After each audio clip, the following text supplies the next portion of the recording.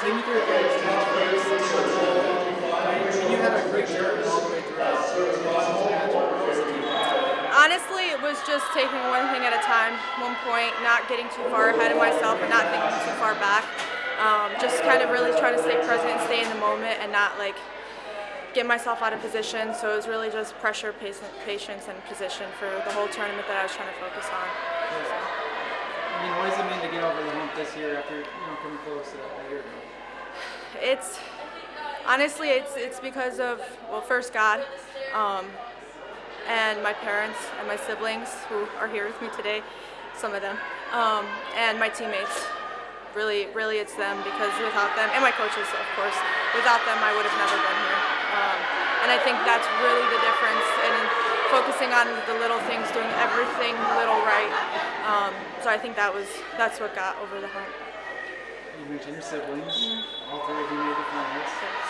Well, that's pretty cool, right? Yeah. I know it didn't turn out the way you all three wanted, but what does it mean to you to experience that together? It's really been a dream of ours, and from when we started college to last year, Latifah being in the finals, and then at Soldier Salute when we were all in the tunnel, and really that's what we were trying to envision for this tournament was, we call it the tunnel vision, really, but like standing in the tunnel together and being there and doing it all together. So.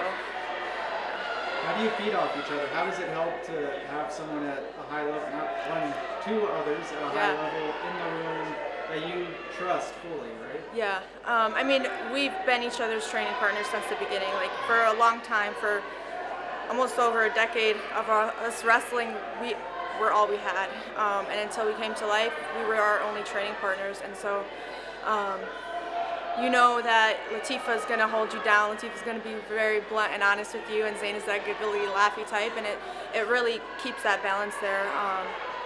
And I think it's just the perfect balance.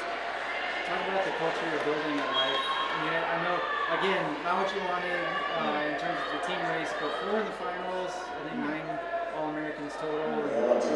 Second place again, back-to-back years, won the national goals. It's a strong program with reliable top continuity. You're a big part of that. Yeah. Talk about your program a little bit, what it means to you. So the culture, we've tried to be like really intentional over the past year. After nationals, like over the summer, it was really like we really dug deep to like create the culture in the room of hard work. And if you want to come to Life, you got to work hard.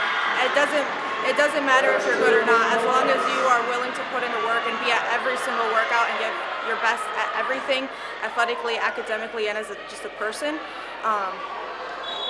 You will fit in there, and that's the culture we're trying to build. So like Sarah's a huge part of that. Sarah Savage, Riley Dalrymple, huge part of it. My sisters, obviously, like Devin Gomez, Dana Gomez, Angie Prado, like they're all a huge part of building that. And that's the culture we're trying to build in the room, is just everything right, do everything right. So. Women's wrestling is skyrocketing right now. And there's an awesome environment. You just wrestled it all weekend, the finals, with the show and everything. It's awesome. There's just growth throughout the sport, right? Women's coaches, women's in officiating. There's a big national tournament going on in Iowa right now. What does it mean to you, or what do you see for your kids in terms of women's wrestling and the growth and being able to be a part of it? I think it's really awesome. I'm from New York, so New York just sanctioned their girls' state this year, which was really awesome.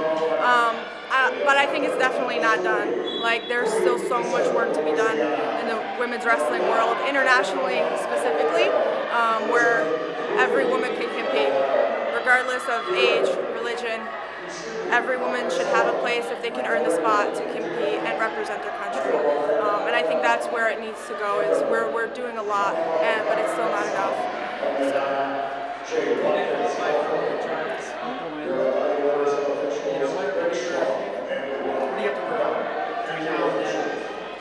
To go and make a run and perform your best? Honestly, I think keep doing what we're doing, but at the same time, it's really bittersweet to know that I might not be able to go, because right now we're still banned from international competition at the moment. So really trying to fight that fight to where we can we can represent the United States internationally and ourselves. And so that's kind of where, obviously, the work's not going to stop. This was just a step in the process, really, but to go to where we want, there's a lot of work that needs to be done there. What would that opportunity mean to you? So much. So much. For myself, for my sisters, for my parents, my brother who was on the world team, it would mean so much to be able to do that. Anyone else you want to thank? I know you just rattled off a bunch of names, but anyone else that comes to mind and want to get a shout out to before we let you go? I think I always like to mention my club coach, Keith Mowdy, and my jiu-jitsu coach, Joshua Ketchery, who were super involved in bringing us in wrestling and just giving us opportunities that without them we would have never had. And then again, my parents, my siblings, Coach Ashley and Coach Christian, I'm so grateful for them, who deal with my annoying self every day. Riley, who's my training partner and deals with me every day. Angie and Devin and Dana and every single person in our room, because really without them, I wouldn't be here. I'm so grateful to everyone. So. Thank you.